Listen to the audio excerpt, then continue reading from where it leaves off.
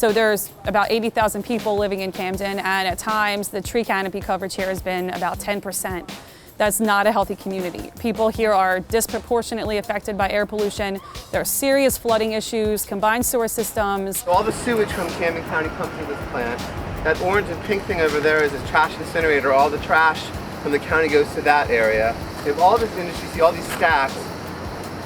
Still within this 1 square mile, you have 2 Superfund sites and 28 known DEP contaminated sites, all in 1 square mile. And that's why New Jersey DEP considered this one of the top environmental justice priorities in the whole state.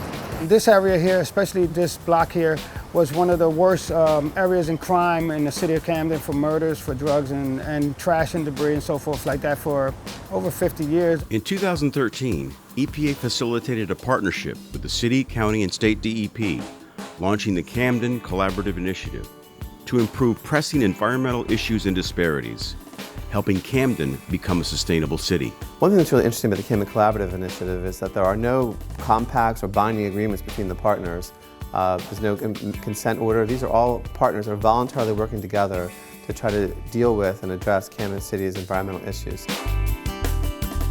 So as a clean water utility, our first goal, of course, was to clean the Delaware River and keep it safe from water quality impacts. But we wanted to make sure that we did that without adversely affecting our neighbors, which are only 100 yards away from our wastewater treatment plant. So we spent, using the state revolving fund, over $50 million in odor control improvements. The second component was to be a good neighbor. To that end, we've constructed rain gardens throughout Camden City to reduce the combined sewage flooding problem. The Waterfront South Rain Gardens Park project turned an abandoned gas station into a rain garden park, and that was the first project to mitigate stormwater problems in the city that evolved into the Camden SMART program and is a model for the state of New Jersey to address water infrastructure problems. Other Camden Collaborative Initiative projects also deal with stormwater, flooding, and combined sewer overflow. We're here in Bonita Park, which is sort of the cornerstone and greatest examples of one of our sustainability initiatives here in the city of Camden. So you may hear some of the children playing in the background and see the playground equipment behind me. But this is also a site that suffers from severe flooding issues. Their number one issue, of all the issues that they could choose from, in this neighborhood, they chose the flooding as their number one concern. It's a health hazard because it's a combined sewage problem, so there's sewage water that comes up in this park. These fields, after a 1-inch rainfall and they're filled with water, they are unusable for days and weeks at a time. In addition, Baldwin's Run, a stream that used to flow through the area, will be restored. It also provides the first point of access to the river for this entire Kramer Hill neighborhood, which has about 3 miles of waterfront property, all of which is inaccessible to the public. Besides the value of the flooding mitigation for this project, the community benefit of being able to access the water really can't be discounted. Another initiative project focuses on urban reforestation to enhance the quality of life in Camden. What I love about our Camden program is that it brings the gift of trees and the gift of nature right to people's front doors. Our program here in Camden is called the Urban Airshed Reforestation Program. We find communities that don't have trees and people that want to bring trees to their neighborhoods or to their community gardens, and we partner with them to make that happen. When you see the before and then the after, that's what takes you back. Because once you see the finished product, to me, to you, it's normal. You come, just like this street right here, you come down the street and you say, what's the big deal? This is what I see in my neighborhood. That's a great point. Well, yes, that's exactly the point. That's what we want you to see, normality. What people deserve is just a normal, regular life, right? Mm-hmm. But to other people, they see this as something special. But to you guys, you see this all every day around your area. You see flagpoles up, you see flower boxes, you see benches in front of people's homes and things like that. But in the urban areas, it's not common to see that.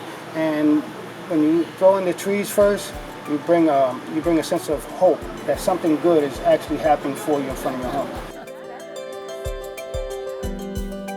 The initiative also focuses on creating open spaces throughout the city. We've had a presence in the city of Camden since 1985, and over that period of 30 years, we have been integral in integrating the Camden Greenways into the city master plan. We've secured some easements along the Cooper River, and currently we are working on Gateway Park, which is going to provide 25 acres of open space to Camden City's residents and 1 mile of trail. I'm a Camden native, I grew up in the Parkside neighborhood, which is just on the other side of the Cooper River. The first park I ever went to was called Farnham Park, and I wasn't able to spend an awful lot of time in that park when I was growing up because of the condition of this 25-acre parcel here. Some of the seedy activities that happened along this corridor carried up into the neighborhood, so I wasn't allowed to spend a lot of time there. So this is really where it all began for me, and I find it Providence that I'm here at this point, many years later, to have the opportunity to convert Gateway Park into something that's for public use and enjoyment in perpetuity. Personally, as a Camden resident, someone who grew up in the city and realized the importance of creating an environment where people want to live, work, and play. Your zip code should not also determine what the quality of the environment is that you live in. The initiative created a riverfront park in the Waterfront South neighborhood, a neighborhood that until recently had no waterfront access despite bordering the Delaware River. So when an abandoned factory came up for sale, we obtained an open space grant from our county to purchase the property. We obtained funding from the EPA and the NJDEP through the State Revolving Fund to demolish the factory and replace it with a riverfront park that does many things. First, it provides riverfront access to our community. Second, it eliminates the contaminated soil and the contaminated runoff into the Delaware River. It eliminated 5 acres of impervious surface and replaced it with 5 acres of pervious surface, capturing 5 million gallons of stormwater per year, which reduces the combined sewage flooding problem in Camden. So it's the perfect example of collaboration and a win-win approach. On a beautiful August day in the Waterfront South neighborhood, community members celebrated the opening of a waterfront walkway connecting the Fish Pier to the new Phoenix Park. This was an example of EPA and the Camden Collaborative working with faith-based partners to make a visible difference. Andy Cricken honored Father Doyle, who had been a proponent of community open space for decades. Look around you, and this is the monument to Father Doyle. This has been his dream and his vision. You can look everywhere in our community in Waterfront South and the difference that he has made, whether it be this fishing pier or the Phoenix Park and the riverfront. We are so lucky to have him in our neighborhood.